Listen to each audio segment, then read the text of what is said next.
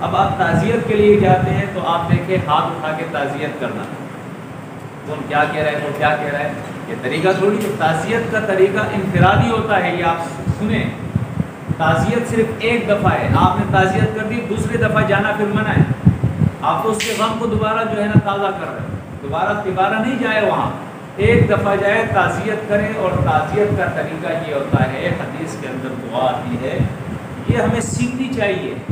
اگر ہم نہیں سیکھیں گے تو اپنے طرف سے بدعت ایجاد کریں گے، جس طرح ہمارے یہاں ہو رہا ہے ہاتھ اٹھا کے جس کی جو مرضی ہے وہ کر رہا ہے، یہ کس نے آپ کو سکھایا ہے؟ حدیث کے اندر آتا ہے نبی کریم صلی اللہ علیہ وسلم اور صحابہ کا یہ طریقہ تھا کہ کسی کے پاس تعزیت کے لیے جاتے تھے تو وہ دعا کرتے تھے، کیا دعا کرتے تھے؟ اِنَّ لِلَّهِ مَا أَخَذَ، اِنَّ لِلَّهِ مَا أَخَذَ،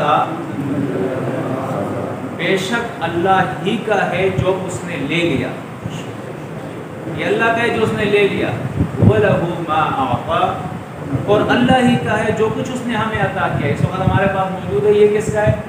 یہ بھی اللہ کا ہے۔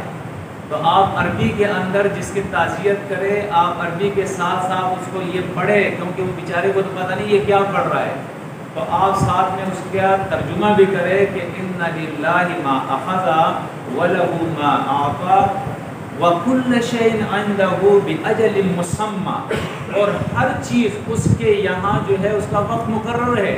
اپنے بھائی کو تسلی دے، میرے بھائی اس کا ٹائم پورا تھا، اللہ کے یہاں اس کا وقت مقرر تھا۔ فَلْتَصْبِرْ، تو چاہیے کہ آپ صبر کریں۔ وَلْتَحْتَسِبْ، اس کے دو معنی ہیں، آپ کو اللہ سے اجر کی امید رکھنی چاہیے۔ وَلْتَحْتَسِبْ کے ایک معنی یہ ہے، وہ جو اللہ کی چیز تھے اللہ نے لے لی، آپ اس پہ صبر کریں، لیکن ہمیں چاہیے ہم زندہ لوگ اپنا احتساب کریں، ہمیں بھی جانا ہے، اس کے لیے ہم تیاری کریں۔ تو وَلْتَحْتَسِبْ کا یہ معنی ہے۔ تو یہ دعا آپ یاد کریں، اِنَّ لِلَّهِ مَا أَخَذَ وَلَهُ مَا أَعْطَى وَكُلَّ شَيْءٍ عِندَهُ بِأَجَلٍ مُّسَمًّى فَلْتَصْبِرْ وَلْتَحْتَسِبْ۔ آسان مشکل تو نہیں ہے نا، اس دعا کو یاد کریں، اگر کسی کو چاہیے تو پھر میں اس کو لکھ کے بھی دے سکتا ہوں، دوبارہ اس کو سکھا بھی سکتا ہوں، کوئی مسئلہ نہیں ہے۔ تو اس طرح یہ ساری چیزیں سیکھیں، اور یہاں آنے کا مقصد ہی یہ ہے، یہ آنے کا مقصد نہیں ہے کہ بھائی ہم آئیں گے انجوائے کے لیے، گھومیں پھریں گے، کھائیں گے پیئیں گے، مزے کریں گے۔ آپ صحت کے لیے نہیں آئے ہیں، آپ سنجیدہ ہو جائے، آپ اپنے مقصد کو، آپ اپنے سفر اور اپنے دورے کے مقصد کو پہچانیں۔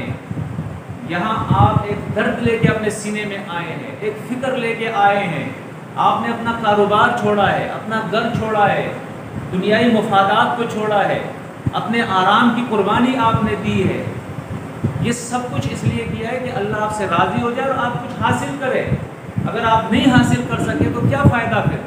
تو یہاں آ کے آپ سیکھیں، اس پہ عمل کریں، اپنی زندگی میں چینجنگ لائے۔ یہاں سے جانے کے بعد ایسا نہیں جیسے آئے تھے ویسے، جیسے عام تبلیغی جماعتوں میں ہوتا ہے۔